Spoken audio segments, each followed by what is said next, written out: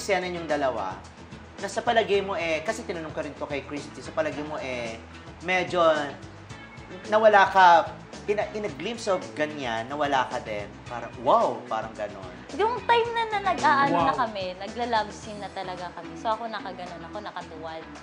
Tapos nung time talaga, yung feel na feel ko. Tumatama talaga yung ano ni Shonu sa akin. Ganon, tumatama. Meron ka rin, si Christy, meron siyang naramdaman. Ikaw ba may naramdaman ka rin ba kay Shonu? Oo, meron. Ang alin? Tumatama talaga siya sa dito ko, sa may likod ko. Hindi naman siya nakaano sa part ko ha. Pero sa likod lang talaga. Na-feel ko talaga yung ano. Yung alaga niya. Medyo naka-react ba or hindi? Feeling ko naka-react kasi sabi niya, in-interview kasi siya one time, Mama Ray.